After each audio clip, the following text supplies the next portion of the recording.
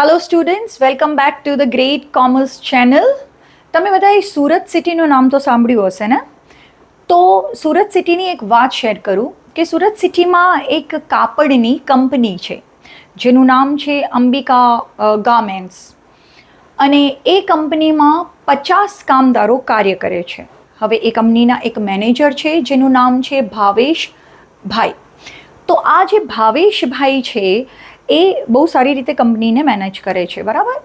હવે દિવાળીનો સમય હતો અને દિવાળીને 15 દિવસ બાકી હતા. ભાવેશભાઈને એક ફોન આવે છે કે એક સડનલી ઓર્ડર આવે છે કે અમને 15 દિવસની અંદર 10,000 ડ્રેસનું મટીરિયલ તૈયાર કરીને આપવાનું છે.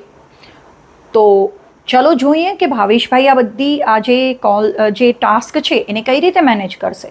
તો ભાવેશભાઈ એ કોલ અટેન્ડ કરે છે અને એના પછી તરત જ એના જે બધા કર્મચારીઓ હતા એની સાથે વાત કરે છે, જેને તમે કમ્યુનિકેશન કહી શકો, રાઈટ. કે જેમ કે એ બધાને વાત શેર કરે છે કે દિવાળીનો સમય નજદીક આવી રહ્યો છે, આપણી પાસે 15 દિવસ છે અને આપણી પાસે 10,000 ડ્રેસ મટીરિયલ તૈયાર કરવાના છે. તો આ થઈ એની ચર્ચા. બધાને કામ સમજાઈ ગયું. હવે બધા જ પોતાના ડિપાર્ટમેન્ટમાં અલગ અલગ જે કામ, ફોર એક્ઝામ્પલ કાપડની કટિંગ છે, કાપડનું સ્ટિચિંગ છે, પેકિંગ છે, એ બધા જ કામમાં અલગ અલગ ફ્લોર ઉપર વહેંચાઈ ગયા. હવે નંબર 2 ભાવેશભાઈ છે એ શું કામ કરશે વિદ્યાર્થીઓ, કે એક વખત એને વાત કરી, હવે શું કરશે કે એના ઉપર ઓબ્ઝર્વેશન કરશે, દેખરેખ રાખશે. જેમ કે જે પર્ટિક્યુલર સ્ટિચિંગ વિભાગ છે ત્યાં સ્ટિચિંગ તો બરાબર થાય છે, કપડાનું કટિંગ છે એમાં કપડું ખરાબ તો નથી થતું. આ બધા અલગ અલગ વિભાગમાં એ દેખરેખ રાખશે. ઓકે, દેખરેખે રખાઈ ગઈ, કામની ચર્ચા પણ થઈ ગઈ. તો હવે ત્રીજો મુદ્દો હવે શું કરશે? તો ચલો 5 દિવસ બધા જ કામદારોએ મસ્ત કામ કર્યું. હવે 6થા દિવસમાં કામદારો થોડાક સમજો ને કે થોડાક ઢીલા પડ્યા, થાકી ગયા. તો ત્યારે તરત જ ભાવેશભાઈએ બધા જ ટીમ મેમ્બર્સને ભેગા કર્યા અને સવારે જેવી રીતે આપણે ટાસ્ક આપતા હોય હરેક ધંધાકીય એકમમાં, એવી રીતે બધાને કીધું કે જો આપણે આ order within a time limit, એટલે કે 15 દિવસમાં પૂરો કરશું ને તો દિવાળીમાં બધાને બોનસ મળશે. તો એક વાત તો સાંભળીને બધા ખુશ થઈ ગયા. અ પાર્ટ ઓફ દેટ એને એવી રીતે બધા જે કામ કરવાના સ્થળ ઉપર લાઇટ મ્યુઝિક છે કે એને ફ્રેન્ડલી એન્વાયરમેન્ટ છે, એવી રીતે એવી ટાઈપ ઓફ મોટિવેશન આપ્યું, એવી રીતે પ્રેરણા આપી કે જેનાથી બધા કર્મચારીઓ એકદમ એનર્જેટિક થઈ ગયા અને કામ કરવા લાગ્યા. ફાઇનલી આ કામ એકદમ વ્યવસ્થિત રીતે ચાલ્યું. અવારનવાર જ્યારે પણ જેમ કે દિવસ ઓછા હતા અને કામ વધારે હતું તો બટ ઓબ્વિયસ છે કે થોડુંક લેટ નાઇટ પણ કામ કરવું પડે. તો આ બધા જ કાર્યો જે છે એનામાં જે ભાવેશભાઈનો રોલ હતો, જે એઝ અ મેનેજર છે, છતાંય એ બધા જ કર્મચારીઓની સાથે ખભેથી ખભે મળાવીને, એટલે કે જે લોકો કામ કરે છે એ બધાને સપોર્ટ કરીને, ગાઈડ કરીને, માર્ગદર્શન આપીને એની સાથે કામ કર્યું.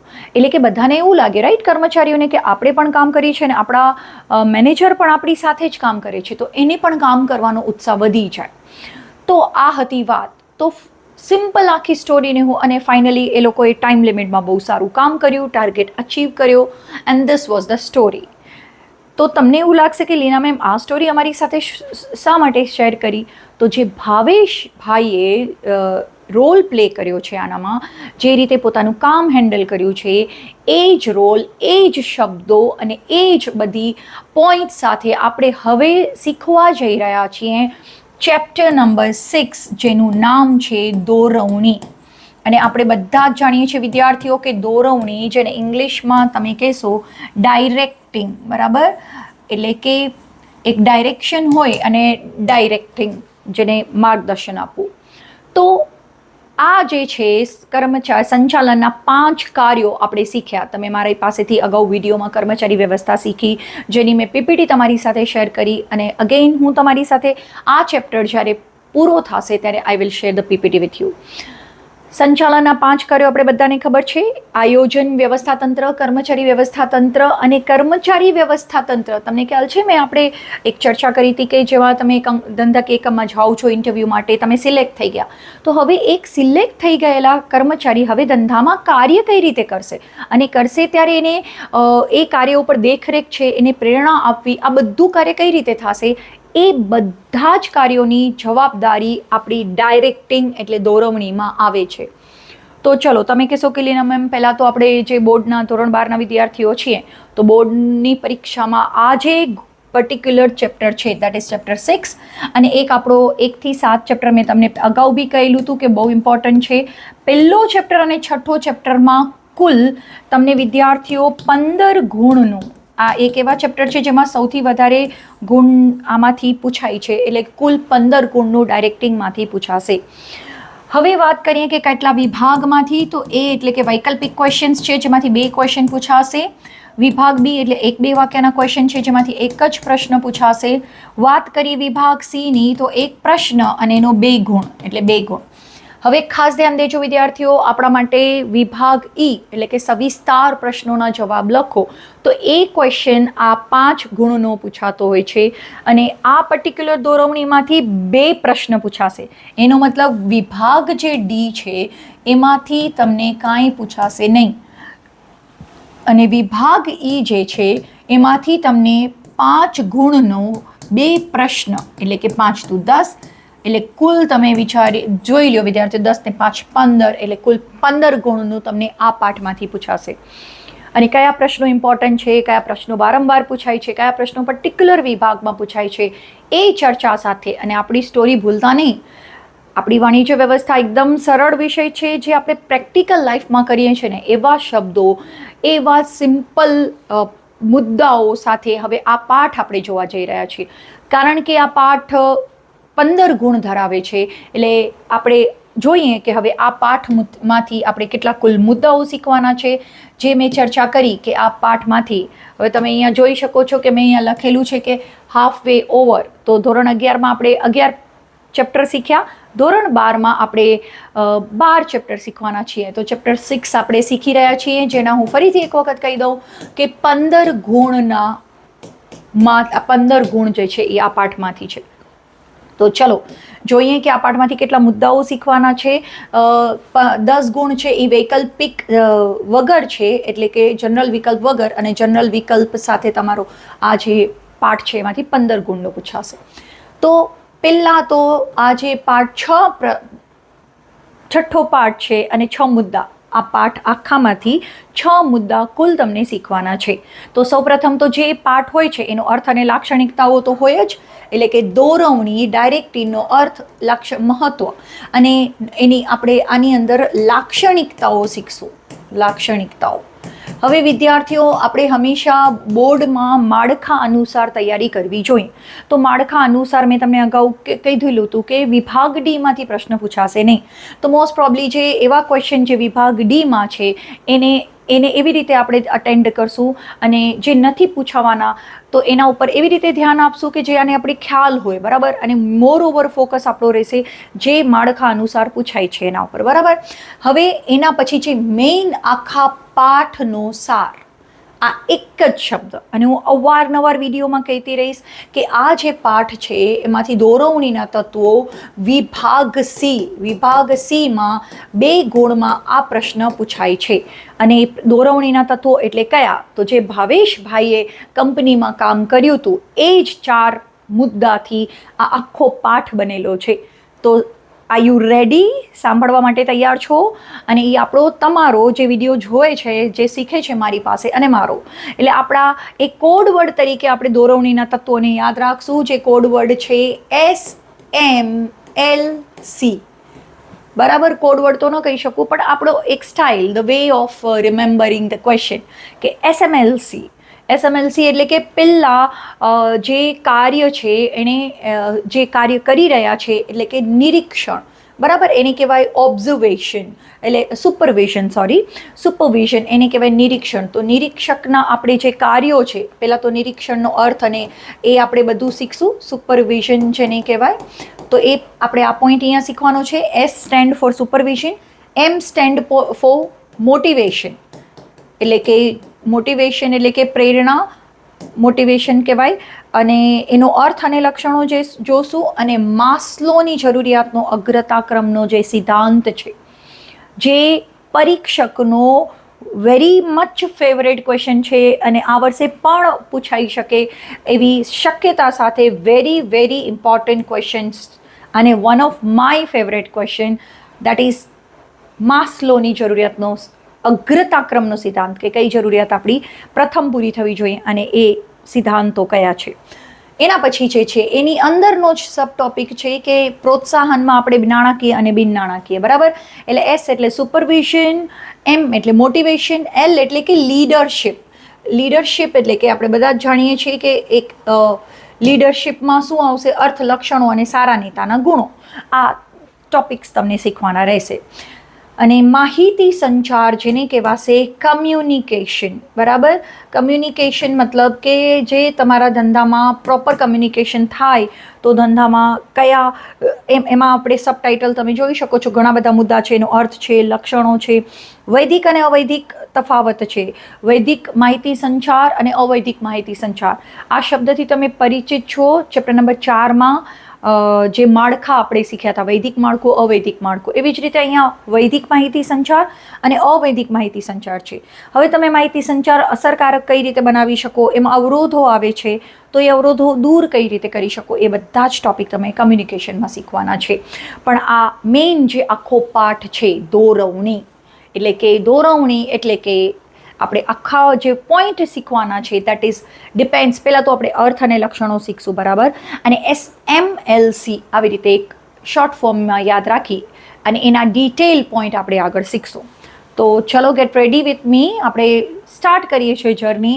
અને આ પાઠમાંથી હવે જે પહેલો કોન્સેપ્ટ છે દેટ ઇઝ પ્રસ્તાવના, એટલે કે દોરવણી. તો દોરવણીમાં આપણે, તમને ખ્યાલ છે સંચાલનના 5 કાર્યોમાં તમે આયોજન જે છે એ આયોજનમાં બધું વિચારણા કરો છો કે ધંધાકીય એકમને આપણે કઈ રીતે એની સ્થાપના કરશું, કઈ રીતે એને એમાં યંત્રો ખરીદશું, કયું આપણે માળખું ડિસાઇડ કરશું, કર્મચારીઓ કઈ રીતે લઈ આવશું અને એના ઉપર કંટ્રોલ મતલબ કે નિયંત્રણ કઈ રીતે રાખશું, આગળ કઈ રીતે વધારશું, આ બધું વિચારણા થાય છે. એ કયા સ્ટેપમાં થાય વિદ્યાર્થીઓ? તો આયોજનમાં. આયોજનમાં તમે વિચારણા કરો છો અને સત્તા અને જવાબદારી ક્યાં સોંપો છો? તો માળખું, જ્યારે ધંધાકીય આ વ્યવસ્થા તંત્ર જે છે એ સેકન્ડ સ્ટેપ છે જ્યાં તમે માળખું નક્કી કરો છો અને કર્મચારીને સત્તા સોંપો છો. એની સાથે સાથે હવે એક વખત તમારું માળખું નક્કી થઈ ગયું તો તમે કર્મચારી વ્યવસ્થા, જે આપણો ચેપ્ટર નંબર 4 આપણે શીખ્યા, 5 કર્મચારી વ્યવસ્થા આના પહેલાં જ આપણે શીખ્યા, એમાં તમે કર્મચારીની ભરતી અને પસંદગી કરો છો.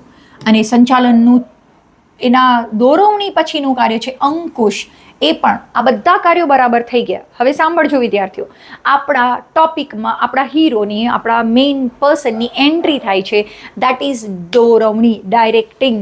હવે અહીંયા એક વાત આવે છે કે સંચાલનના કાર્યોમાં મુખ્યત્વે આ બધાનો સમાવેશ થાય છે, પરંતુ હવે સાંભળજો, પરંતુ એટલે કે 4 કાર્ય વ્યવસ્થિત થાય છે સંચાલનના 5 કાર્યોમાંથી, પરંતુ હવે સંચાલકોએ લીધેલા નિર્ણયો, એટલે કે જે આપણે આપણે જે 3 સપાટીઓ જોઈ, ઉચ્ચ સપાટી, મધ્ય સપાટી અને તળ સપાટી. તો ઉચ્ચ સપાટીએ જે નિર્ણય લેવાય છે એ સંચાલકોએ નિર્ણયો લીધા, પણ એક શબ્દ યાદ રાખજો મારી સાથે વિદ્યાર્થીઓ, કે તેનો અમલ ક્યાં થાય છે? દોરવણીમાં. એના પછી કર્મચારીને સોંપેલું કાર્ય કરવું, એટલે કે જો અહીંયા સોંપેલું કાર્ય, એટલે તમને ખ્યાલ છે આપણે પાછા આપણે એ સ્ટોરીમાં જઈએ કે એ સ્ટોરીમાં જે ભાવેશભાઈ છે એણે પોતાની ટીમમાં જે કામ એને મળ્યું હતું એ કઈ રીતે કરાવ્યું, એટલે કે સોંપેલું કામ કઈ રીતે કરાવવું, એ કાર્ય દોરવણીનું છે. એના પછી સંચાલકે પોતાના હાથ નીચેના માણસો પર, હવે આ શબ્દો પર ખાસ ધ્યાન દેજો, અને અવારનવાર આપણી વ્યાખ્યામાં, આપણા ક્વેશ્ચનના મુદ્દામાં બધી જગ્યાએ દેખરેખ આવશે. દેખરેખ એ આપણા દોરવણી માટેનો કીવર્ડ્સ છે. એટલે દેખરેખ રાખવી, એટલે કે સંચાલકે પોતાના જે કર્મચારીઓને કામ સોંપી દીધું, ખાલી માત્ર કામ સોંપી નથી દેવામાં આવતું, એના ઉપર દેખરેખ પણ રાખવામાં આવે છે. અને હવે અહીંયા વાંચીએ આગળ આપણે કે તેમને સૂચનો અને હુકમો આપવા, સક્રિય નેતાગીરી પૂરી પાડવી, જે આપણે આપણા પોઈન્ટમાં શીખ્યા હતા કે જ્યારે ભાવેશભાઈ કામ સોંપે છે તો એની સાથે રાત્રે લેટ પણ ટાઈમિંગમાં પણ એની સાથે ઊભા રહે છે, એની સાથે કામ કરે છે, બરાબર. એટલે કે લીડરશિપના ગુણો આપણે આગળ ટોપિકમાં શીખશું, બરાબર. એનામાં અને કેવા માત્ર સૂચનો અને હુકમો નથી આપવાના, એક સક્રિય નેતાગીરી પૂરી પાડવાના કાર્યોનો પણ સમાવેશ થાય છે. એટલે કે લીડરશિપ પણ એઝ ડાયરેક્ટિંગનો જ એક પાર્ટ છે. એના પછી આમ સક્ષમ દોરવણી એ સંચાલનનું એક અનિવાર્ય અંગ છે. એટલે કે સંચાલન એટલે કે મેનેજમેન્ટ કરવું, અને તો તમારી જે દોરવણી ડાયરેક્ટિંગ છે, જે કામ છે એ એકદમ પ્રોપર રીતે થવું જોઈએ. આ હતો એક પ્રસ્તાવના અને કહી શકો કાઇન્ડ ઓફ કે ઇમ્પોર્ટન્સ, મહત્વ કે જે આપણે દોરવણીમાં શીખવું જરૂરી છે. ચલો નેક્સ્ટ હવે આપણે જોઈએ એનો અર્થ, કે દોરવણી એટલે શું, એનો અર્થ. તો આમાં પર્ટિક્યુલર કુંતઝ અને ઓડોનલના મતે, હવે એક વસ્તુ યાદ રાખજો વિદ્યાર્થીઓ, આપણે 3 સપાટી શીખ્યા હતા, ઉચ્ચ સપાટી, મધ્ય સપાટી અને તળ સપાટી. તો જે ઉચ્ચ સપાટીવાળા જે મેઇન સંચાલકો છે, જે મેઇન માલિકો છે, એ વિભાગીય અધિકારીઓને, જે વિભાગ વાઇઝ અધિકારીઓની સત્તા આપી છે, એમને કામ સોંપે છે. અને એ તળ સપાટીમાં જેમાં તાબેદારોનો સમાવેશ થાય છે, એ તાબેદારોથી આપણા વ્યાખ્યાની શરૂઆત થાય છે. એટલે કે તાબેદારોને, બરાબર, જે મધ્ય સપાટીવાળા અધિકારીઓ છે એ તાબેદારોને શું કરશે, તો કે માર્ગદર્શન આપશે. એટલે કે એને ગાઈડન્સ આપશે, માર્ગદર્શન રાખવું. અને પાછો આપણો એક કીવર્ડ આવ્યો જે ભૂલવાનું છે જ નહીં, દેખરેખ. આ શબ્દ હજી પણ આગળ ઘણા મુદ્દામાં અવારનવાર રિપીટ થશે, એટલે હું લખું છું. માર્ગદર્શન આપવું એટલે માત્ર કામને સોંપી નથી દેવાનું, ગાઈડ તો કરવાનું છે, એની સાથે સાથે તેના પર દેખરેખ રાખવી, તેનું નામ દોરવણી. એટલે કે તાબેદારોને માર્ગદર્શન આપવું અને તેના પર દેખરેખ રાખવી, તેનું નામ દોરવણી. આ એક કુંતઝ અને ઓડોનલના મતે અર્થ થયો. હવે દોરવણી એટલે દોરવણી એટલે શું, તો કે કર્મચારીઓ જે છે તમારા ધંધાકીય એકમમાં, એને ધ્યેય પૂર્તિ માટે, એટલે કે તમારો જે ધંધાકીય એકમનું ધ્યેય છે, નફો કમાવવો, આગળ વધવું, ગુડવિલ ક્રિએટ કરવી, બ્રાન્ચીસ અલગ અલગ જગ્યા ઉપર સ્થાપિત કરવી, આ બધા ધંધાના અલગ અલગ ધ્યેય હોય છે. એ ધ્યેય પૂરા કરવા માટે માર્ગદર્શન આપવાનું કાર્ય. આ શોર્ટમાં પણ તમે લખી શકો, દોરવણી એટલે કર્મચારીઓને ધ્યેય પૂર્તિ માટે માર્ગદર્શન આપવાનું કાર્ય એટલે દોરવણી. તો આ એનો અર્થ હતો. અને અમુક એક જગ્યાએ મેં વિદ્યાર્થીઓ વાંચેલું પણ છે કે દોરવણી એટલે કે ડાયરેક્ટિંગ કેવી રીતે જરૂરી છે. જેમ કે તમારું ધંધાકીય એકમ છે, બરાબર, એટલે કે તમારી એને એક્ઝામ્પલ સાથે સમજાવું કે ક્રિકેટની ટીમ છે તમારી પાસે, બધા જ પ્લેયર્સ છે વ્યવસ્થિત બધા રમવા, પણ એને કોચ જ ન હોય, એટલે કે એને ગાઈડ કરવાવાળી વ્યક્તિ જ ન હોય, તો કઈ રીતે ટીમ આગળ વધે. એટલે કે જેમ ક્રિકેટ ટીમમાં કોચની ઇમ્પોર્ટન્સ છે, બરાબર, એમ ધંધાકીય એકમમાં દોરવણીની. બીજું એક્ઝામ્પલ કર્મચારીનો લઈએ. ફોર એક્ઝામ્પલ, તમે જેમ કે તમારા કર્મચારીઓની ઇમ્પોર્ટન્સ પણ એટલી જ છે જે આપણે ચેપ્ટર નંબર 5માં શીખ્યા. હવે તમારા ધંધાકીય એકમમાં, જેમ એની એક્ઝામ્પલ હું તમને આપું, તો ધંધામાં નહીં, તમને એક એક્ઝામ્પલ એવી રીતે આપું કે તમે શિપમાં ફરવા જાઓ છો, તો જે શિપ છે એ એકદમ અપ ટુ ડેટ બધા જ ફેસિલિટી સાથે શિપ છે, પણ એનામાં જો નેવિગેશન જ નહીં હોય કે કઈ રીતે કઈ જગ્યાએ જવું, કઈ જગ્યાએ ડેસ્ટિની છે, તો કઈ રીતે એ શિપ કામ કરશે. તો એટલે કે જે તમારા કર્મચારીઓ છે એ એક જે તમારા ડાયરેક્ટિંગ માટે, એટલે કે તમારા જે દોરવણી એટલી જ ઇમ્પોર્ટન્ટ છે કર્મચારીઓ માટે અને તમારા જે વ્યક્તિઓ તમારી સાથે કામ કરે છે એના માટે. તો આ હતું દોરવણીનો બેઝિક કોન્સેપ્ટ. હવે આપણે નેક્સ્ટ SMLC ઉપર જઈએ. હવે એની લાક્ષણિકતાઓ જઈએ અને એના પછીનો ટોપિક આવશે દોરવણીના તત્વો, બરાબર. તો અત્યાર સુધી આપણે જોયું એક દોરવણીનો કોન્સેપ્ટ, એની પ્રસ્તાવના, એનો અર્થ. ફરીથી એક વખત રિપીટ કરો ચલો મારી સાથે કે તાબેદારો ઉપરથી આપણે યાદ કઈ રીતે રાખ્યું હતું, તાબેદારોને માર્ગદર્શન આપવું, એને ગાઈડન્સ આપવી અને તેના પર દેખરેખ રાખવાનું કાર્ય એટલે દોરવણી. અને નીચે શું હતું એના પછીની વ્યાખ્યા કે કર્મચારીઓને ધ્યેય પ્રાપ્તિ માટેનું કાર્ય કરવું એટલે કે દોરવણી. તો ચલો હવે આપણે બીજા ટોપિક ઉપર આવીએ છીએ જેનું નામ છે લાક્ષણિકતાઓ. એટલે કે દોરવણીની લાક્ષણિકતાઓ કેટલી છે અને કઈ રીતે યાદ રાખવાની છે, પહેલાં એ સમજો. દોરવણીની લાક્ષણિકતાઓ વિદ્યાર્થીઓ 9 મુદ્દા તમને યાદ રાખવાના છે. હવે 9 મુદ્દામાં આપણે યાદ રાખ્યા છે 3 3 3 અને એનામાં પણ મેં અલગ શેપ આપી દીધા છે, જેમ કે પેલા ટ્રાયંગલ છે, પછી સર્કલ છે અને પછી સ્ક્વેર છે. તો આવી રીતે તમે યાદ રાખી શકો છો. જો વિભાગ ઘણી વખત તમને એવી રીતે પ્રશ્ન જે રીતે પૂછાય એ ગુણભાર પ્રમાણે તમને આન્સર લખવાના રહેશે.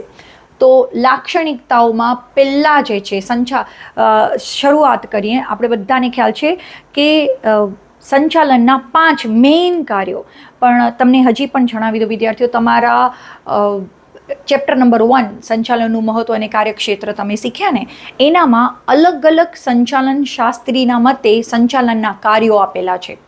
તો એ બધા જે કાર્યો છે એના મતે માત્ર આપણે પાઠ શીખ્યા છીએ એ 5 નથી, એના સિવાય પણ કાર્યો છે. એ બધા કાર્યો કેવી રીતે પૂર્ણ થાય છે? ડાયરેક્ટિંગમાં, એટલે કે સંચાલકીય કાર્યમાં દોરવણીનો સમાવેશ થાય છે. અચ્છા, પહેલાં તો આપણે જોઈ લઈએ, આપણે અત્યાર સુધી જે જાણતા હતા એ કયા કાર્યો હતા સંચાલનના? તો કે આયોજન. બરાબર, પહેલું કાર્ય હતું આયોજન, બીજું હતું વ્યવસ્થા તંત્ર. વ્યવસ્થા તંત્ર આપણે બધા જાણીએ છીએ. પછી ત્રીજું કાર્ય તમને આપણે પાઠ જે શીખ્યા કર્મચારી વ્યવસ્થા તંત્ર. એના પછી દોરવણી, જે અત્યારે આપણે પાઠ શીખી રહ્યા છીએ દોરવણી, અને 5મો અંકુશ. આ જે 5 કાર્યો છે એના ઉપરાંત પણ અન્ય કાર્યોનો સમાવેશ થાય છે. અને આ જે વ્યવસ્થા તંત્ર છે ને વિદ્યાર્થીઓ, એને બીજી ભાષામાં પ્રબંધ પણ કહેવાય. બરાબર, એને બીજી ભાષામાં પ્રબંધ કહેવાય. પછી સંચાલનના કાર્યોમાં કેવું હોય કે કોર્ડિનેશન, એટલે કે જે ઉપરી અધિકારી જે સૂચના અને હુકમો આપે છે, તો એ જે મધ્ય સપાટીવાળા વ્યવસ્થિત સમજશે ને તો જ તળ સપાટીને સુધી એ સૂચના વ્યવસ્થિત રીતે પહોંચશે. એટલે એને કહેવાય કોર્ડિનેશન, એને કહેવાય સંકલન, જે તમે ઓલરેડી પાઠમાં આગળ શીખી ગયા ચેપ્ટર નંબર 1માં. તો એમ કહેવામાં આવે છે કે સંચાલકીય કાર્ય છે. સંચાલનના બધા જ કાર્યોમાં ડાયરેક્ટિંગ એટલે કે દોરવણી ઇમ્પોર્ટન્ટ છે. સંચાલનની બધી સપાટીએ થતું કાર્ય, ફરીથી કહું છું, બધાનું ખાસ ધ્યાન દોરું છું વિદ્યાર્થીઓ. તમે વિડીયોમાં અગર સાંભળો છો મને તો બહુ જ ધ્યાનથી અટેન્શન મોડમાં આવી જાજો અને સાંભળજો. ઘણી વખત આ એક ક્વેશ્ચન્સ હંમેશા ડાઉટફુલ રહ્યો છે એક ટીચર માટે, એક સ્ટુડન્ટ્સ માટે, અને જ્યારે પણ આપણે વાંચતા હોઈએ ને ત્યારે પણ, કે જે દોરવણીનું કાર્ય છે એ સંચાલનની બધી સપાટીએ થતું કાર્ય છે. એટલે ઘણીવાર તમને શું હોય, સંચાલનની જે આપણે 3 સપાટીઓ શીખ્યા હતા, બરાબર? કઈ સપાટી આપણે શીખ્યા હતા? ઉચ્ચ સપાટી, મધ્ય સપાટી અને તળ સપાટી. તો તમને એવું લાગે કે જે માલિકો છે એ થોડી ના ત્યાં એને કામ સોંપવાની જરૂર પડે, એ તો મધ્ય સપાટીને કામ સૂચનાઓ આપે છે, મધ્ય સપાટીવાળા અધિકારીઓ તળ સપાટીવાળાઓને આપે છે. તો આ બધી જ સપાટીઓમાં, એટલે જ અહીંયા કહેવામાં આવે છે, તમને 1-2 વાક્યનો ક્વેશ્ચન પૂછાશે કે દોરવણી દોરવણી જે છે એ કઈ સપાટીએ થતું કાર્ય છે? તો એમાં આન્સર હશે કે ઉચ્ચ, મધ્ય કે તળ, અને દરેક સપાટી. તો જવાબ આવશે વિદ્યાર્થીઓ બધી સપાટી, એટલે કે દરેક સપાટીએ થતું કાર્ય છે. સમજાઈ ગયું? એટલે બીજું, આપણે સંચાલનની બધી સપાટી આપણે એવી રીતે યાદ રાખ્યું છે. અને એક એવી પ્રક્રિયા છે વિદ્યાર્થીઓ, તો સતત ચાલતી પ્રક્રિયા છે.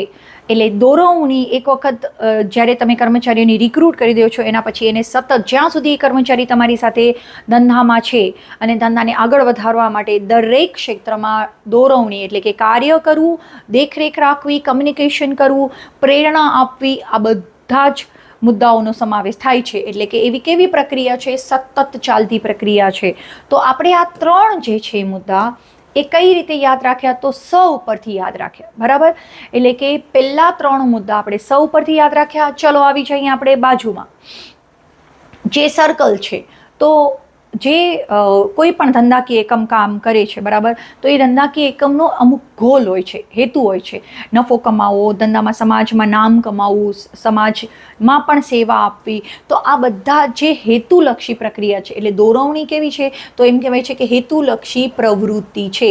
પહેલા 2 પોઈન્ટ આપણે પ્રવૃત્તિથી યાદ રાખશું, અને આપણે ખ્યાલ જ છે કે એ મેઇન જે છે નિમ્નગામી પ્રવૃત્તિ, એટલે કે તળ સપાટીએ થતા કાર્યો, જે વ્યક્તિઓ છે એના ઉપર દેખરેખ રાખવી, માર્ગદર્શન આપવું, આ કાર્ય ખાસ દોરવણીમાં થતું હોય છે. એટલે કેવી પ્રવૃત્તિ છે? એટલે આ બંને કઈ રીતે આપણે યાદ રાખ્યા? પ્રવૃત્તિ ઉપરથી.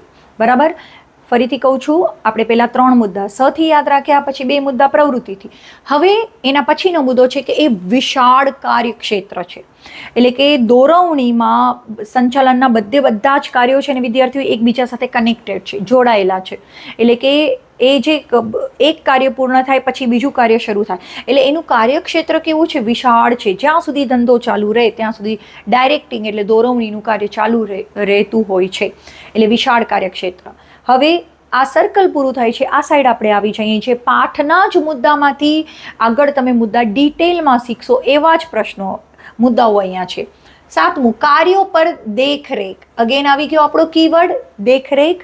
એટલે જે વ્યક્તિઓ, જેમ કે તમને ખ્યાલ છે આપણી સ્ટોરીમાં ભાવેશભાઈ શું કરતા હતા? હરેક ફ્લોર ઉપર બધા જ વ્યક્તિઓને મળતા હતા, એના ઉપર દેખરેખ રાખતા હતા કે કાર્ય બરાબર થાય છે કે નહીં. એટલે કાર્યો પર દેખરેખ.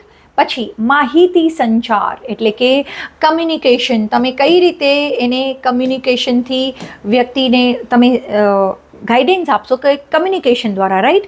અત્યારે કમ્યુનિકેશનની પદ્ધતિઓ અલગ અલગ હોઈ શકે, તો તમે કઈ રીતે એને ગાઈડન્સ આપશો, કઈ રીતે એની સાથે કમ્યુનિકેશન કરશો. એમ કહેવાય છે કે કમ્યુનિકેશન જો પ્રોપર રીતે કોઈ પણ મુદ્દો છે હું સમજાવું છું તો તમને ક્લિયરલી સમજાઈ જાય છે, રાઈટ? ઘણી વખત જો તમને ન સમજાય તો એ જે ડાઉટ છે તો એની સાથે તમે આગળ વધી શકતા નથી. એટલે કમ્યુનિકેશન કેવું હોવું જોઈએ? એકદમ પ્રોપર. તો એ ડાયરેક્ટિંગનો જ એક પાર્ટ છે. અને પ્રોત્સાહન, દેટ ઇઝ કોલ્ડ મોટિવેશન, જે આપણે આગળ SMLCમાં જોશું. આપણે જે આગળ દોરવણીના તત્વો છે SMLC, એમાંનો જ એક પાર્ટ છે કમ્યુનિકેશન અને એક પાર્ટ છે મોટિવેશન, જે આના મુદ્દામાં જ આવી ગયો. તો ચલો, આ હતા લાક્ષણિકતાઓ. ફટાફટ એક વખત મારી સાથે રિવિઝન કરી લઈએ કે લાક્ષણિકતાઓ, દોરવણીની લાક્ષણિકતાઓ કેટલી છે? તો કે 9. કઈ રીતે તમે યાદ રાખી છે? તો એક સર્કલ ઉપર અને બીજો ટ્રાયંગલ અને લાસ્ટમાં સ્ક્વેર. ઓકે, ચલો સર્કલમાં આપણે કઈ રીતે મુદ્દાઓ યાદ રાખ્યા છે? તો પહેલાં તો હું મુદ્દા યાદ એવી રીતે રાખીશ કે સથી છે. હવે સંચાલનનું જે કાર્યક્ષેત્ર, સંચાલનનું જ કાર્ય છે, એટલે કે સંચાલકીય કાર્ય છે, એટલે કે 5 કાર્યો ઉપરાંત જે કાર્યો થાય છે એ બધા દોરવણીમાં થાય છે. એટલે સંચાલકીય કાર્ય. બીજો મુદ્દો, સંચાલનની દરેક સપાટીએ થાય છે. ત્રીજો મુદ્દો, સતત ચાલતી પ્રક્રિયા છે. ડન. એના પછીના પોઈન્ટમાં આવી જાઓ. આપણે કઈ રીતે યાદ રાખ્યા હતા? 2 પ્રવૃત્તિ છે, 2 પ્રકારની પ્રવૃત્તિ. નંબર 1, એક એવી પ્રવૃત્તિ છે કે જેમાં તમે હેતુલક્ષી એટલે કે ધંધાનો હેતુ સિદ્ધ કરવા માટે હેતુલક્ષી પ્રવૃત્તિ, નિમ્નગામી પ્રવૃત્તિ, અને છેલ્લે એનું કાર્યક્ષેત્ર કેવું છે? વિશાળ. આ હતું આપણું એક સર્કલની અંદરના પોઈન્ટ. હવે આવી જઈએ આ બાજુ. તો દેખરેખ જે આપણો કીવર્ડ છે, કાર્ય પર દેખરેખ. કમ્યુનિકેશન જે આપણે આગળ પોઈન્ટ શીખવાના છે, અને મોટિવેશન એટલે કે અભિપ્રેરણા, પ્રેરણા, પ્રોત્સાહન. આ એક પ્રોત્સાહન. હવે પ્રોત્સાહન એટલે કે તમે કઈ રીતે આપી શકો? આને તમે મોટિવેશન પણ કહી શકો. મોટિવેશનનો સબ ટાઇટલ છે. પ્રોત્સાહનના તમે છે ને 2 પ્રકાર શીખશો. એક નાણાકીય પ્રોત્સાહન અને એક આવશે બિન નાણાકીય પ્રોત્સાહન. તો આને તમે ડિટેલમાં શીખશો, કારણ કે આ બધા જ આ પ્રોત્સાહન આપવાથી વધારે ને વધારે લોકો મોટિવેટ થાય છે અને કાર્ય કરવા પ્રેરાય છે. ડન. તો આ હતા બધા જ દોરવણીની લાક્ષણિકતાઓ જે આપણે યાદ રહી ગઈ. આપણે રિપીટ પછી કરશું. તો અત્યાર સુધી ચલો જે જોયું એ ફરીથી કે તમે જે કુંતઝ અને ઓડોનલના મતે શું હતું? કોણ કાર્યો કરે છે, કોણ કોની કોર્ડિનેશન કરીને? તો કે તાબેદારો જે કાર્ય કરે છે. આપણી જો ઘણી વખત મને વિદ્યાર્થીઓ કહેતા હોય છે કે મેમ વ્યાખ્યાનો પહેલો મુદ્દો કઈ રીતે યાદ રાખવો? તો તાબેદારોના કાર્ય પર દેખરેખ, એટલે પહેલાં આપણે એને શું કરવાનું છે? માર્ગદર્શન આપવું છે અને તેના ઉપર દેખરેખ રાખવાનું કાર્ય એટલે કે દોરવણી. એના પછી કર્મચારીઓને ધ્યેય પૂર્તિ માટે જે પ્રોત્સાહન આપવાનું કાર્ય છે એટલે કે દોરવણી. એના પછી આપણે 9 મુદ્દા જોયા, જે પહેલાં 3 ઉપરથી, પછી પ્રવૃત્તિ અને વિશાળ કાર્યક્ષેત્ર. એના પછી આપણે કાર્યની દેખરેખ અને પ્રોત્સાહન આપણે જોઈને કાર્યની દેખરેખ હતી, કમ્યુનિકેશન હતું અને પ્રોત્સાહન હતા. આ 9 મુદ્દા લાક્ષણિકતાઓમાં જોયા. હવે આપણે જે મેઇન જે છે દોરવણીના તત્વો, જે વિભાગ C-માં ઘણી વખત છે ને વિભાગ C એટલે કે તમારા માટે 2 ગુણનો પ્રશ્ન. તો તમને પૂછે ને કે દોરવણીના તત્વો, પૂછાય જ છે આ ક્વેશ્ચન. વેરી ઇમ્પોર્ટન્ટ ક્વેશ્ચન છે દોરવણીના તત્વો. અને હવે પછીના આગળના જે પાઠ છે એ આના બેઝ ઉપર છે. દોરવણીના તત્વો પૂછાય તો આવી રીતે સરસ તમને ડ્રોઈંગ કરવાની વિદ્યાર્થીઓ. જો ટાઈમ મળે અને તમને તમારી પાસે ટાઈમ હોય, તમારી લખવાની સ્પીડ સારી હોય તો ઇંગ્લિશમાં પણ લખવાનો. જેનાથી તમે જે યાદ રાખ્યું છે એ કામ તમને ઇઝી પડે. આપણે કઈ રીતે યાદ રાખ્યું છે દોરવણીના તત્વો SMLC. ક્યારેક ક્યારેક હું ફરીથી કહું છું કે ફ્રેન્ડ એવી રીતે બેઠા હોઈએ અને તમને ફૂલ ફોર્મ કહેવાનું આપણા ફ્રેન્ડને કે ચલ SMLC એટલે શું, SMLCનો ફૂલ ફોર્મ તો તમને ખ્યાલ જ છે, supervision, motivation, communication and leadership, જે તમે અહીંયા શીખશો. એટલે કે સુપરવિઝન એટલે કે નિરીક્ષણનો તમે અર્થ અને કાર્યો હવે જોશો. અને આ જે છે ને વિદ્યાર્થીઓ, એના માટે હું આ પહેલો પાઠ બનાવીશ, બરાબર. એના પછી તમે જોશો અભિપ્રેરણ એટલે કે મોટિવેશન. તો મોટિવેશનમાં તમે અર્થ જોશો, લક્ષણો જોશો અને એના માસ્લોનો અને જે અગ્રતા ક્રમનો સિદ્ધાંત, that is very important questions. 5 ગુણનો કયો તો કે માસ્લો આ પૂછાતો જ હોય છે. અને this is one of my favorite question when I teach, and after learning with me I'm sure it is going to be your favorite question also. તમને પણ આ ક્વેશ્ચન્સ ગમશે. પ્રોત્સાહનો જે મેં આગળ વાત કરી, 2 પ્રોત્સાહન તમે શીખશો, નાણાકીય અને બિન નાણાકીય. એ બધું જ મોટિવેશનમાં આવે છે, જે અગાઉ મેં વાત કરી. લીડરશિપ જેને કહેવાશે આપણો L એટલે લીડરશિપ. અર્થ અને લક્ષણો એવી રીતે તમે યાદ આનામાં આવે છે, જે તમને શીખશો. અને માહિતી સંચાર, જેમાં લક્ષણો, પદ્ધતિઓ, અવરોધો અને ઉપાયો એટલે કે કમ્યુનિકેશન. આ માહિતી સંચારમાં આટલા સબ ટોપિક તમને શીખવાના છે. તો ફરીથી તમને જણાવી દઉં, અત્યારે આપણે આ પાર્ટ 1માં વિડીયો શીખશું, પાર્ટ 2, પાર્ટ 3 અને પાર્ટ 4. એટલે આ 4 પાર્ટમાં વહેંચાયેલો વિડીયો હશે. ફરીથી એક વખત રિમાઇન્ડર આપી દો વિદ્યાર્થીઓ કે હું તમારી સાથે મેં જ્યારે લાસ્ટ ચેપ્ટર નંબર 5 કર્મચારી વ્યવસ્થા જ્યારે આપણે શીખ્યા હતા સાથે મળીને, તો એમાં પણ મેં તમારી સાથે આ PPT જે હું અહીંયા શીખડાવું છું તમારી સાથે શેર કરી હતી. તો આ પણ જે પાઠ જ્યારે પૂરો થશે તો હું તમારી સાથે શ્યોર PPT શેર કરીશ. અને તમારા માટે સ્પેશિયલી કહી દઉં ફરીથી કે 1થી પહેલો ક્વેશ્ચન એટલે કે વૈકલ્પિક ક્વેશ્ચન 20 ગુણનો, જે તમારા વિભાગ બીમાં 10 ગુણના, આજે 1થી 7 પાઠ માટે અલગ વિડીયો બનાવ્યો છે.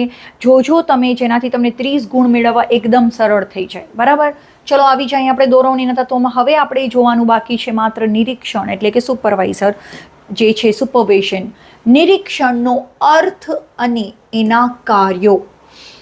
નિરીક્ષણ એટલે શું? સુપરવિઝન. જેમ કે તમે આ સુપરવિઝન શબ્દ સાંભળો ને એટલે સીધું તમને એમ જ આવે કે અમે એક્ઝામમાં બેઠા છીએ અને ટીચર સુપરવિઝન કરે છે.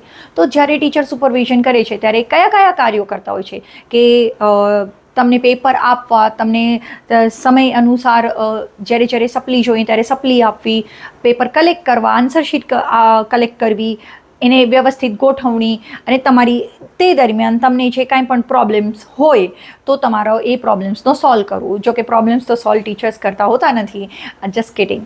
તો આ જે નિરીક્ષણ છે એટલે કહેવાય સુપરવિઝન, બરાબર. ફરીથી એક વખત હું તમને કહી દઉં કે આપણો દોરવણીના તત્વો જે છે એમાં આપણે જે યાદ રાખ્યું હતું SML અને C, એમાં તમે અત્યારે શીખવા જઈ રહ્યા છો એ છે નિરીક્ષણ. હવે નિરીક્ષણ કઈ રીતે હોય તો જે કામદારોના કાર્યની, અગેન આવ્યો આપણો પોઈન્ટ, નિરીક્ષણ કોના ઉપર કરશો? જે કામ કોણ કરે? કામદાર. તો કામદારોના કાર્ય પર જે તમે કાર્યની દેખરેખ રાખવી એને કહેવાય નિરીક્ષણ. તો તમને ઘણી વખત વૈકલ્પિકમાં પણ આખો ક્વેશ્ચન આપે ને એને કહેવાય કે આનો મતલબ શું, તો એનો આન્સર આવશે નિરીક્ષણ. અને આમાંથી આ જે નોર્મલ પોઈન્ટ છે એને આપણે ગો થ્રુ કરીએ. બહુ જ ઇઝી ને સરળ છે, તમને યાદ રહી જશે એવા છે. અને કયો ક્વેશ્ચન્સ ક્યાં પૂછાય છે એ હું તમને જણાવીશ. સૌપ્રથમ, કર્મચારીઓને કાર્ય પર સતત દેખરેખ રાખવી, જે ઉપરનો જ મુદ્દો છે એ જ રિપીટ થાય છે. ઉદ્દેશો સાથે સાંકળવા, એટલે કે તમને ખ્યાલ હોય તો ભાવેશભાઈને ખ્યાલ છે કે આપણો ઉદ્દેશ હતો કે 15 દિવસમાં 10,000 ડ્રેસ મટીરિયલને રેડી કરવાના છે. તો એ ઉદ્દેશને એકદમ જે કાર્ય સાથે સાંકળવાનું, તો કાર્ય ઝડપી અને વ્યવસ્થિત થાય છે. એટલે કે કાર્યક્ષમતામાં વધારા માટે પ્રોત્સાહન. જ્યારે 5 દિવસ પછી કર્મચારીઓ થાકી જાય છે ત્યારે પાછું એક નાનું એવું પ્રોત્સાહન આપ્યું કે તમને બોનસ મળશે, તો કર્મચારીઓ વધુ ઉત્સાહથી કામ કરવા લાગ્યા. એટલે કે એક પ્રોત્સાહન એટલું જ જરૂરી છે. ઉદ્દેશો, એના પછી ટીમ વર્ક, આ જે ટાસ્ક હતું કે કોઈ પણ ધંધાકીય એકમમાં ટાસ્ક હોય છે એ કોઈ એક વ્યક્તિ કામ કરી શકતા નથી. It is all about teamwork. અને ટીમવર્ક એટલે કે ક્યાંય પણ કાંઈ પ્રોબ્લેમ ઊભી ન થાય, એકદમ જુસ્સો કહેવાય ને, જૂથ ભાવના ટકાવી, બરાબર, એટલે કે એની મેન્ટેન કરી રાખવી. શિસ્ત as it is very important. બે વસ્તુ ટકાવી કઈ, એક તો ટીમ જે તમે સાથે કામ કરો છો, પણ એની સાથે ડિસિપ્લિન જવું જોઈએ નહીં. Discipline as important. હવે જે બધા કાર્યો છે એનું આયોજન કરો. જેમ કે ભાવેશભાઈએ બધું આયોજન કર્યું ને કે કઈ રીતે હું હવે આ કાર્યને કરાવીશ.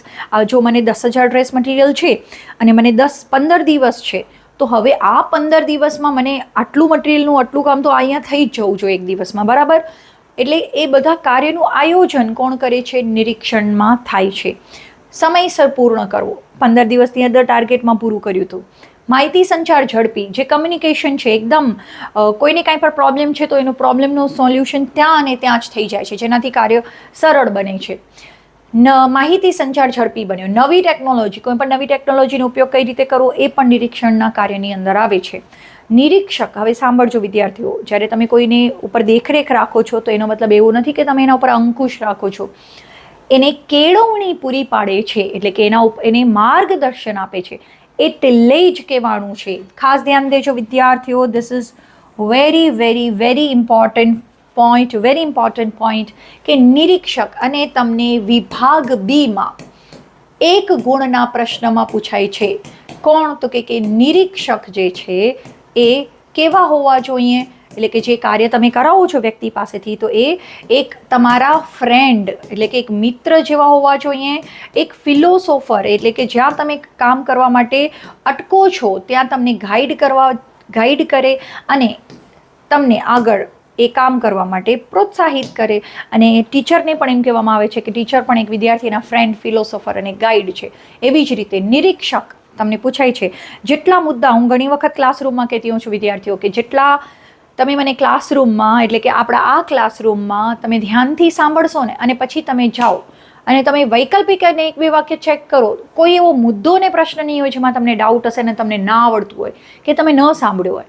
એટલે ક્લાસરૂમની અંદર જ તમારા પ્રશ્નો એકદમ ક્લિયર થઈ જાય છે. અને ઘણીવાર મારા વિદ્યાર્થીઓને એ પાર્ટ બહુ જ ગમતો હોય છે કે હું અવારનવાર કહેતી હોઉં, હવે તમને એમ પૂછાય કે નિરીક્ષકે કેવા હોવા જોઈએ, તો તમને આન્સર એકદમ ના આવડી જાય કે ફ્રેન્ડ, ફિલોસોફર અને ગાઈડ જેવા. ડન. તો આ હતું આપણો પોઈન્ટ. આપણે અહીંયા પાર્ટ 1 કમ્પ્લીટ કરીએ છીએ, પણ નેક્સ્ટ પાર્ટમાં, કારણ કે મેં તમને કીધું કે 15 ગુણનું આ પાઠમાંથી પૂછાય છે, તો આ પાઠ એ થોડો લેન્ધી છે પણ વેરી ઇઝી છે અને બહુ જ મસ્ત છે. ફરીથી એક વખત ક્વિક રિવિઝન કરી દઈએ વિદ્યાર્થીઓ. આપણે આ પાર્ટ 1માં શું શીખ્યા? તો આપણે પહેલાં તો જે આપણો આ જે ટોપિક છે એમાંથી 15 ગુણનું પૂછાશે, કઈ રીતે પૂછાશે એ મેં તમને વાત કરી. એના પછી આપણો ટાઇટલ, એના પછી 6 મુદ્દા પાઠમાં શીખવાના છે. પહેલાં એનો અર્થ, એનો લાક્ષણિકતાઓ અને દોરવણીના તત્વો કયા, SMLC, જે આપણે આગળ પાઠમાં શીખવાના છે. એના પછી આપણે જોયું એની પ્રસ્તાવના, કે બધા જ કાર્યો બરાબર થાય છે, પરંતુ જે મેઇન કાર્ય થાય છે કે કર્મચારી નિર્ણયો છે સંચાલકો, એનો અમલ, બરાબર, સોંપેલું કામ, આ બધા કીવર્ડ્સ છે. અમલ, સોંપેલું કામ, દેખરેખ અને લીડરશિપ, આ બધા કાર્યો ડાયરેક્ટિંગ એટલે કે દોરવણીમાં થાય છે. એના પછી આપણે જોયું એનો અર્થ. તો અર્થ હતું તાબેદારોને માર્ગદર્શન આપવું અને તેના પર દેખરેખ રાખવી, એનું નામ દોરવણી. અને કર્મચારીઓને ધ્યેય પ્રાપ્તિ માટે માર્ગદર્શન આપવું. એના પછી આપણે લાક્ષણિકતાઓ જોઈતી. 9 મુદ્દા હતા, 3 આ બાજુ એ ટ્રાયંગલમાં, સૌ ઉપરથી 2 આપણે સર્કલમાં અને લાસ્ટ સ્ક્વેરમાં યાદ રાખ્યા હતા. આઈ હોપ બધા જ આપણે ફરીથી એક વખત રિવિઝન કરી લઈએ છીએ કે સંચાલનનું જ કાર્ય છે અને સંચાલનની દરેક સપાટીએ થાય છે. પહેલું તો સંચાલકીય કાર્ય છે, સંચાલનની દરેક સપાટીએ થાય છે, સતત પ્રક્રિયા. એના પછી આપણે યાદ રાખ્યું હતું આ ટ્રાયંગલ પૂરું, સર્કલ ઉપર આવી જાઓ. સર્કલમાં યાદ રાખ્યા હતા આપણે કેવી પ્રવૃત્તિ છે, તો હેતુલક્ષી પ્રવૃત્તિ છે અને નિમ્નગામી પ્રવૃત્તિ, અને એને કેવી વિશાળ કાર્યક્ષેત્ર છે. સર્કલ પૂરું, આ બાજુ આવી જાઓ. કાર્ય પર દેખરેખ, બરાબર, જે કર્મચારીઓ કામ કરે છે એના ઉપર દેખરેખ. અને મેઇન જે છે કમ્યુનિકેશન, એટલે કે માહિતી સંચાર, અને પ્રોત્સાહન એટલે કે motivation as important as that, બરાબર. તો આ હતા હવે એના પછી આપણે જોયું લાસ્ટ મુદ્દો SMLC, આ આખા જ પાઠમાં આપણે શીખવાનો છે. અને નિરીક્ષકના કાર્ય અને નિરીક્ષણનો અર્થ અને કાર્યો, તો કામદારોના કાર્ય પર દેખરેખ રાખવી એટલે નિરીક્ષણ. અને જે ક્વેશ્ચન પૂછાય છે કે નિરીક્ષક કેવા હોવા જોઈએ, તો કે ફ્રેન્ડ, ફિલોસોફર અને ગાઈડ જેવા. તો હવે બી રેડી વિદ્યાર્થીઓ, જ્યાં સુધી તમે આ બધા જ પોઈન્ટ વ્યવસ્થિત રીતે નોટબુકમાં ઉતારો, શીખો. માત્ર પોઈન્ટ જો તમને વ્યવસ્થિત રીતે આવડશે અને તમને ખબર હશે કે મારો આ જે પાર્ટ છે એમાંથી કયો મુદ્દો કઈ રીતે મને એક્ઝામમાં પૂછાવાનો છે, તો તમે એકદમ ક્લિયર રહેશો. તમને કાંઈ વાણિજ્ય વ્યવસ્થા વિષયમાં પ્રોબ્લેમ નહીં આવે. અને ફરીથી કહી દઉં કે આ 1 થી 7 પાઠ આપણો પ્રથમ પરીક્ષાનો અભ્યાસક્રમ હશે. એક પાઠ હું કમ્પ્લીટ કરીશ, પછી હું અકાઉન્ટ અથવા તો આંકડાશાસ્ત્ર, તમે જે રીતે કમેન્ટમાં મને જણાવ્યું છે એ રીતે હું તો ભણાવવાની છું. ધીરે ધીરે આપણે આગળના જ પાઠો, આગળના મારા જે વિષયો છે એ ભણતા જાશું. હવે પછીનો મુદ્દો આપણે શીખશું અભિપ્રેરણ, જેને કહેવાશે મોટિવેશન, અને that is one of my favourite. So till that time wait કરો. આ એકદમ પોઈન્ટને ક્લિયર કરી દો કોન્સેપ્ટ, અને પછી જ મારો એ જો વિડીયો માટે રાહ જુઓ. અને મારા બીજા વિડીયોમાં પણ તમે આવી જ મેથડથી, આવી જ સ્ટાઇલથી, અલગ અલગ મેથડથી હું તમને શીખડાવતી રહીશ, સ્ટોરી સાથે. સ્ટોરી યાદ રાખજો, એકદમ તમને આ બધા મુદ્દાઓ સરળતાથી હસતા રમતા યાદ રહી જશે. તો ચલો, till the time all the best students. Study well, make your parent proud, and don't waste your time, because time is precious, time is valuable. ટાઈમની વેલ્યુ કરો, ઓટોમેટિક તમારી બી લાઈફમાં એકદમ લાઈફ આગળ સેટ થઈ જશે. અને હા, અવારનવાર હું કહેતી રહીશ કે તમારું જે પ્લાનિંગ ફ્યુચરનું છે એ અત્યારે જ 11-12માં જ સેટ થઈ જવું જોઈએ, કે what you want to do after 12th. Okay, till the time take care વિદ્યાર્થીઓ. મળીએ નેક્સ્ટ પાર્ટ 2માં. Good bye.